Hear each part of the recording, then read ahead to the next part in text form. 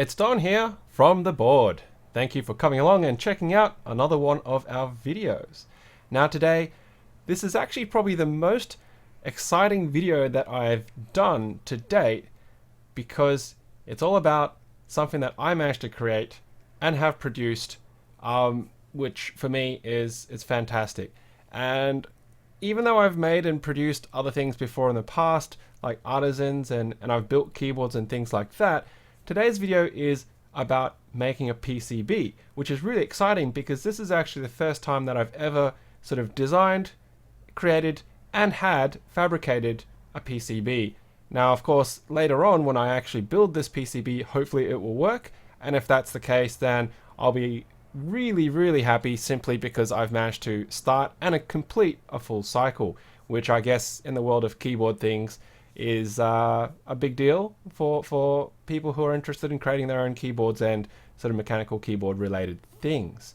Now, a while ago, I had shown a couple of videos about basic ways of making a custom keyboard. You know, I talked about using the keyboard layout editor. I talked about using Squirrel KB's website for making sandwich cases and things like that. And I also went through the creating your own PCB guide by Rui Kimao. Now, I had tried to use that guide a while ago as well to follow the example in actually doing a PCB, but when I got to doing the trace component of it, I kind of stuffed it up and I didn't get very far because it was a little bit complicated in connecting things like the capacitors, the resistors, the diodes, all to the crystal. Since then, I've learned a lot. I've been involved more about building custom macro pads and things like that, and a lot of builds these days use Pro Micros or Teensy equivalents, depending on the size of matrix. Because to be honest, it's actually a lot easier to design them that way rather than having an onboard SMD microcontroller. Now, that is not to say that you can't do it, because plenty of people do.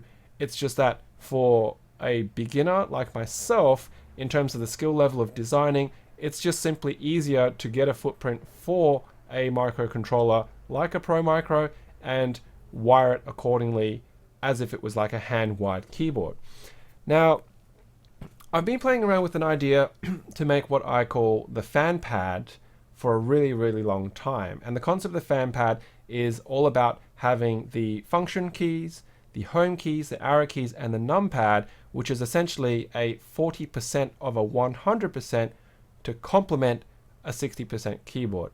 And so conceptually, it's about if you like using 60%, but for whatever reason, you need the other keys, but you don't want to be carrying around, transporting a full-size keyboard, you can get a FHAN pad and leave it at work or at home, wherever it is that you need the additional functionality, but then you can transport, swap, use your favorite 60%. I kind of played around with that concept as a hand wire a long time ago, and by that I meant a very long time ago because I even had sort of 3D printed very simple layout matrices where I was playing with, you know, different ways of setting up the keys and whatnot. So this is one of my very early prototypes where you can see there's the arrow cluster, there's the numpad on this side, and then you've got the home block and all your function keys with some extra macros. I never got around to doing that as a hand wire, and you may have seen, of course, previously that I did my first hand wire, which was the 40% Seabright kit, and that turned out okay, it worked.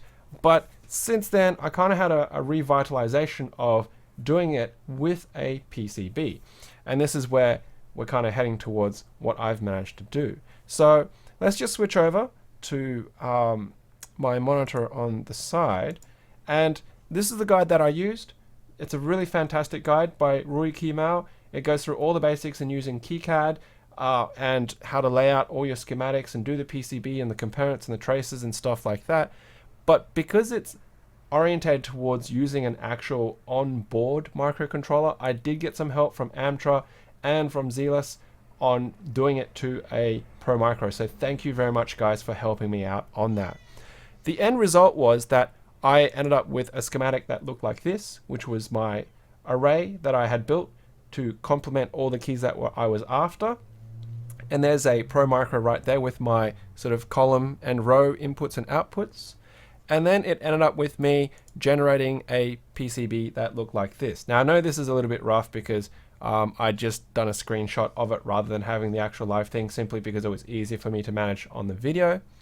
Now using KiCad, you can do an output to actually generate a Gerber file, which results in a zip that you can put into an online Gerber viewer just like this. And now this online Gerber viewer, it's free, of course. You just upload whatever it is and you can start checking out your different layers.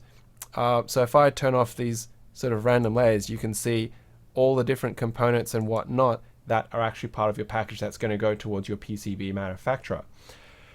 Before you get to this stage though, in KiCad, they actually do have sort of fault checking to make sure that whatever that you've designed meets design rules. And it took me a couple of goes to fix the issues that I had found in there when I was using that fault checker, because I had some pads that weren't trace connected and things like that. So it was really good using that tool. And it's just nice to be able to sort of skip through these different layers and see what kind of stuff that you've actually got and if it looks like it should. Now, I don't have the experience to know that for sure, but clicking through it, it all looks and makes sense. So hopefully what I've ended up with actually does make sense. Now, once you get to this stage though, you need to have a fabrication house. Unless of course you have your own PCB mill and other ways of making a PCB at home, which I don't have. So I had to use an online fabrication house. Previously, I had used Easy EDA to try and do something, and I hit some hiccups and it left not a very pleasant experience for me, and I was reluctant to try and get another PCB made. This time round though, I haven't gone with Easy EDA because on our mechanical keyboards subreddit, it looked like there was a new player in the market which was called All PCB.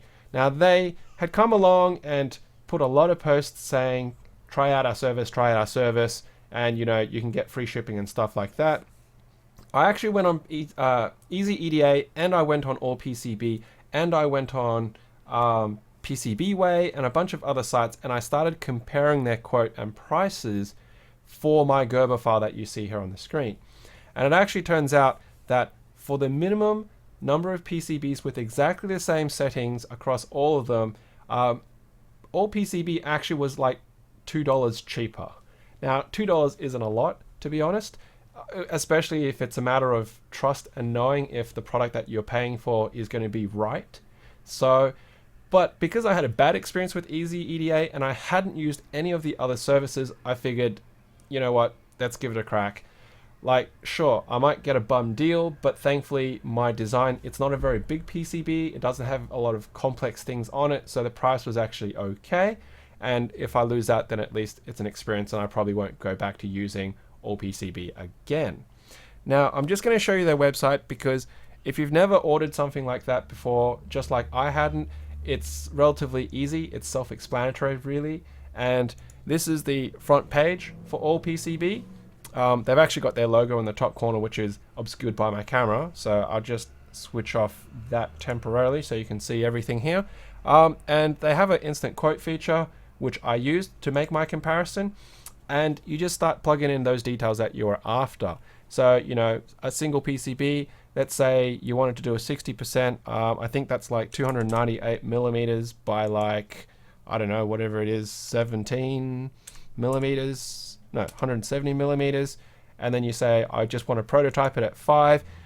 Once you've set all your details, it comes out and tells you, okay, there you go. It's $83 US, including shipping costs with DHL, $10. The only thing that you have to be really, really careful about, though, is it doesn't include PayPal fees. Now, this kind of annoyed me because it's not obvious here, okay? It's not obvious when you get your quote that there is actually additional fees on top. Now, technically, that is kind of against PayPal's policies, but, well, I mean, you can make a complaint to PayPal, I guess, if you really want to, but at the end of the day, as long as you're aware of that, then you're not going to get ripped off because it is actually stated before you make your payment, okay? So you have to be aware of that. I haven't really tried a lot of the other features going on here on their website. I just chucked in the quote and the quote was reasonable, and even with the PayPal fees, it was still about $2 cheaper, which is why I went by them. And the so the end result that I got with after I uploaded my Gerber, because once you add it to your cart, hang on, let's just try this one over here. You can just chuck it into your cart, and then it actually asks you to upload your file. So at this point, I'm not going to add anything because I'm not going to order anything here, but it's very simple. You just click on it and it uploads and away you go, and then you can pay for your order. So we're just going to close that off for the moment. But once your order goes through, it's actually really cool because they do keep you very updated. Now, when I had done my order with Easy EDA, they didn't quite have this level of detail. And what I mean by this level of detail is when you go into your order and you click under this flow progress section here, not so much the complain section, it actually gives you the stage and progress and how it went. And I thought that was really cool. So you can see it actually took very little time to do the cutting because it was like, what, 2 minutes thereabouts to actually do the cut of the PCBs before they started doing the drilling and then all these other steps. So it's pretty nifty to see that. Now here is that PayPal fee that I'm talking about. They whacked on a PayPal fee here. And then of course, you know, because I've already paid for this, you can get your invoice even though it's after the fact. They do have reward schemes here, and I don't know how effective the reward schemes are, but because I already have an account and everything else, I will actually have a link for my referrals below. And if you are interested in trying out All PCB and you use my referral, then obviously that can help me out. I don't know how effective it is, as I said, but any extra bonus credits for stuff that I do into the future would be fantastic. Of course, there's no obligation whatsoever to do so. Check it out for yourself, make your own decisions. If you want to use the referral, fantastic. If you don't, well, that's fine. Not an issue. So now, with all of that under consideration, why am I doing this video? Well, I'm doing this video because I got my PCBs. And that is absolutely awesome. Absolutely awesome. Now, as you can see, I ordered this on the 13th, and today is the 18th. So it was literally a 5-day turnaround from when I uploaded my Gerber file to when I got my DHL parcel today. Like, if you're rapid prototyping, that is amazing. At least for me in Australia, that is amazing. Short of having your own equipment, being able to do, you know, PCB manufacturing and stuff like that yourself, I don't know how you could beat that locally, to be honest. Now, I had some issues with DHL, but that's got nothing to do with anything in particular, but they attempted to make a delivery, so they claimed, and said nobody home, but my wife was actually home. I had to ring them up and hassle them, and then they made a re-delivery later in the afternoon. So this is still sealed. We're going to unbox this right now. So what we see is going to be... your guess is as good as mine. So let's find a knife. Hopefully there won't be anything really weird and bizarre here. Hopefully anything that is private information as well, I'll be able to deal with off screen. So there's the first incision, and here we go. It tears nice and easy. Right. Fold the knife. Now, of course, this mouse pad, as you can see, even though it's truncated off, is really fantastic. I got that from Secret Santa this year, so thank you very much, Santa. Love it. Still have to work out how I can get it onto my table, and possibly if it's going to stay on, simply because of snotty children, dirty hands, soldering, casting is going to destroy it or not. So there we go. It's a really simple cardboard box. There is no additional paperwork in there, which is fine. The box is a little bit crushed, as you can see, but that's really more of a DHL kind of thing. There was no bubble wrap or any additional protective material in the bag, which I suppose, you know, for a PCB you'd expect it, and the box is probably okay. Top of it's a bit crushed, but once again, that's not really their fault. The box doesn't fully close, so I think it just might be because the size of the PCB is pushing on it a little bit. And there's the branding. Water resistant, recyclable, can have some sunlight. I don't know, just guessing what those labels mean. And that's Okay, so here's a paper invoice that I'm just gonna put away and check it out. How sick does that look? Oh, this is amazing. Ooh, nice. Okay, so let's just take this box away. I actually really like how they've packed this. It's vacuumed sealed, right? It's completely vacuum sealed, and it's got bubble wrap on one back side, but I do wish that if they'd done the job complete, they should have bubble wrapped it on this side as well, because to be honest, if you had delicate components on this and it was only padded on one side, look at how much space there is in the box. It could still bounce around, it could still get bashed, and it can still get damaged. So if you had SMD components on there, there is still a risk of impact damage, even though it's against the cardboard box. What makes it worse, of course, is the fact that the cardboard box didn't have any packaging material around it in the satchel. Had it gone in, say, a DHL box, that might have been a little bit better, but we'll sort of forgive them for that because they are kind of perhaps newish to the space. So you've got a barcode, you've got some silica gel, and look at that. It looks pretty sexy. Now, I had ordered 5 of these, as you may have seen on the image I showed earlier, and let's count how many there are in here. There is 1, 2, 3, 4, 5, 6, 7. It looks like there's 7 in here, even though I had only ordered 5. That's pretty amazing. It's pretty amazing. So let's get the knife out again, and let's open up this vacuum packing, just so we can confirm if my count is accurate or not. As long as I don't cut myself something silly on this video.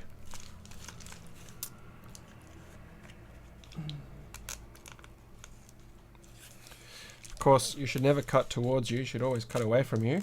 That's basic knife handling rules, right? 101 for anybody who knows about being safe. Alright, so let's just carefully slit that along there, if it'll let me. It's very tough plastic, whatever it is. Now those additional ones could just be blanks or something like that. I don't know. We'll find out in a second. But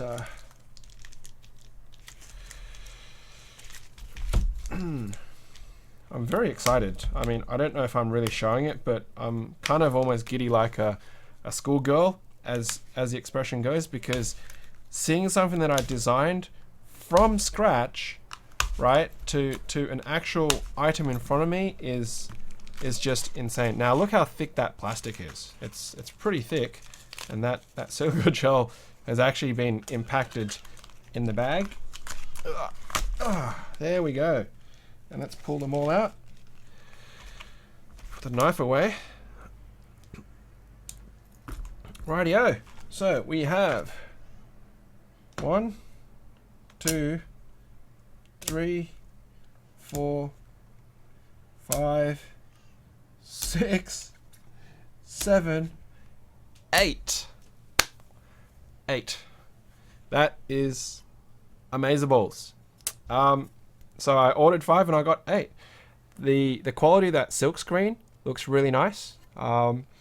It's fairly consistent, and with the size that I managed to put on it, you can even see the fine line details of the actual key switches for the podcast and the YouTube channel logo, which is really cool. And of course, it's got the details up here for the fan pad made by me, of course, and thanks to Amtra and Zealous for helping me out, although it's not really focusing fantastically well. Are you gonna come into focus? There we go. So you can see some of those details there. It's got the key maps on it. There's the Pro Micro aspect on it. And then on the back, it's got just the key mapping numbers that I had left on the silk screen, K1 all the way to K42, plus the orientation for the Pro Micro where I set the TX and the RAW up in the corner as well. So you can actually see what that's like, which is really, really bloody cool. Now, have a look at this and how it turned out. And if we do a comparison of what the 3D viewer said it would look like, that is what the 3D viewer said it would look like. And to be honest, I think All PCB did a really great job. It looks really clean. It looks really wonderful. The lines all seem to match. So awesome sauce. Really, really love it. Absolutely dig it. So let's go back to the desktop. So now, of course, in terms of scale for things fitting in it, the footprint that I used was one of the MX1U footprints, and I've got a MX switch here. It's a cherry black. So let's just check out this cherry black, and hopefully it'll fit. There we go. So it fits pretty well. Now this one is a plate mount, so there's no feet in it. Let's see if I can pull out one of these ones. Does it got feet? No feet. Let's see. Does Mr. Frozen have feet? You gonna come out? No. I'm just gonna get my switch tester. Which ones of these have feet? Why do half my switches don't have feet? Alright, so let's pop out that one. That one's got feet. What is it? It's a Gator on green. And let's see, that will go in and snap down well. There we go. Hey. So that fits really well. And the pins are in a good spot. Excellent. So that passes that test. Although that'll be a bit snug. Still pops out, which is great. And then I've got to check the Pro Micro. I had a Pro Micro over here somewhere. What? Where did it go? I do apologize. For some reason, I thought it was a lot more accessible than it has magically disappeared to.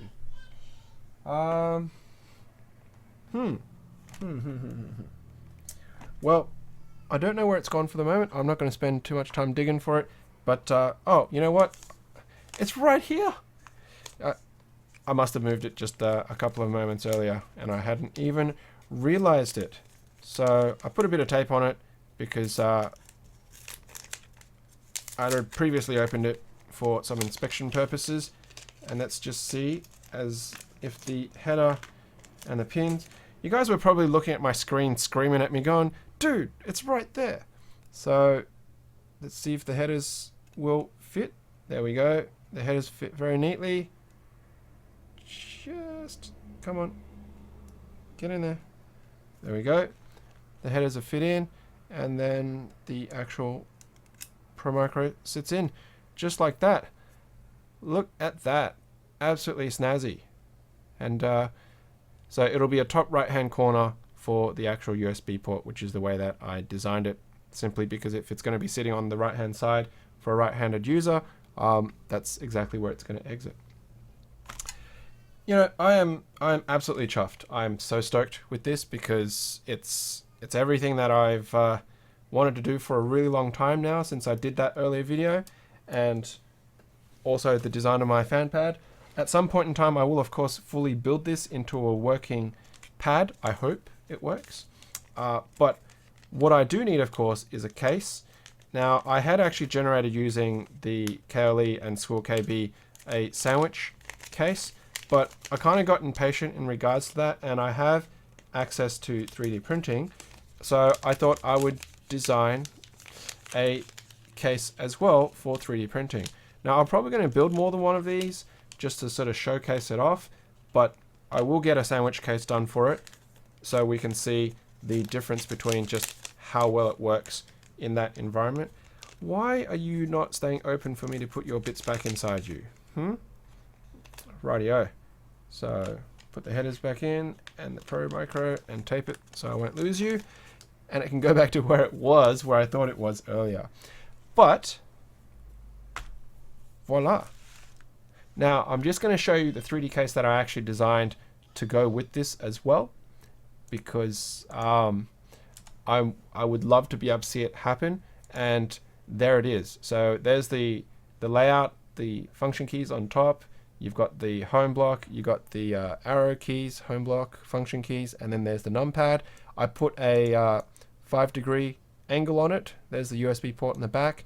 And I also put a bit of reinforcement bracing internally. So some of these sections you'll see over here is actually thicker because there's no internal strut. There's no actual hole in the PCB for a solid piece to come through. I just designed it with a particular thickness to hopefully compensate for that flex. Now, once I have it, I can actually try that flex without even soldering the PCB in it. And if it works, then I can go ahead and fully build it. I think by having the clear acrylic sandwich type, it would be nicer because I can show off the actual sort of text which would show up in this box here, where the 3D printed one wouldn't have that displayed. Rightio. So there is my experience in building a PCB and also ordering it through All PCB. Now, this is not by any means an extensive review of their process or their qualities, because all I have here is my own first-hand experience. I mean, it looks great. The features that I've put on here, the traces, they all kind of seem to work. Whether they actually do or not, I won't know until I build it or I start pulling out the multimeter and doing a lot of pad testing. But at least according to KiCad, everything in theory should work, and I hope so.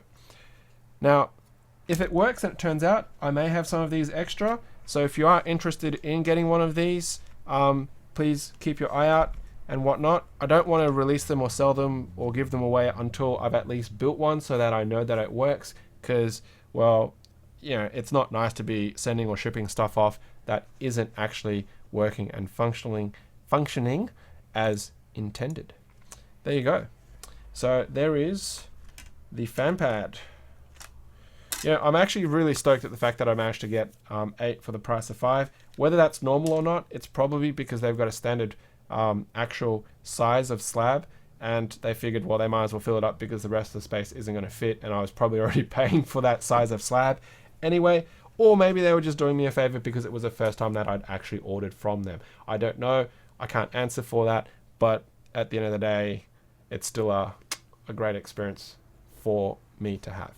So there we go, just wrapping up on that experience. I said it in the podcast that was just released also this week gone by, that if anybody does have like a macro pad or something like that that they would like to have made and designed using a Pro Micro, please get hold of me and let me know, because I would love to be able to get more practice in designing and creating sort of PCBs. And of course, the more that I do, the better I'll get, hopefully, and be more familiar with it and be faster. And then if that's the case, you might end up with a Gerber that could work and stuff like that. Now, of course, I'm not going to make and fabricate and sell your desired macro pad as such, but I would love to help you out, at least try and make it. You can try and make it and see how they turn up differently and stuff like that. And, you know, it's all fun and games with the community until somebody gets Ivaned. So there you go. So thank you very much for checking out this video. I'm not exactly going to say thank you to All PCB yet, because I don't know how these turned out, but if they do turn out bad, it's going to either be because I made it bad or they fabricated it poorly, but we won't know until a much later stage. So thanks for checking out the video. Please hit like if you like this kind of stuff. Please leave a comment if you didn't, and let me know what you'd like to see instead, or what can be changed, or things that I'm talking about. Maybe I don't know what I'm talking about. And of course, please share it with your friends. And if you haven't subscribed to this channel, I would also love and appreciate that subscribe. So, as of course, I like to finish my videos. Until next time, happy clacking.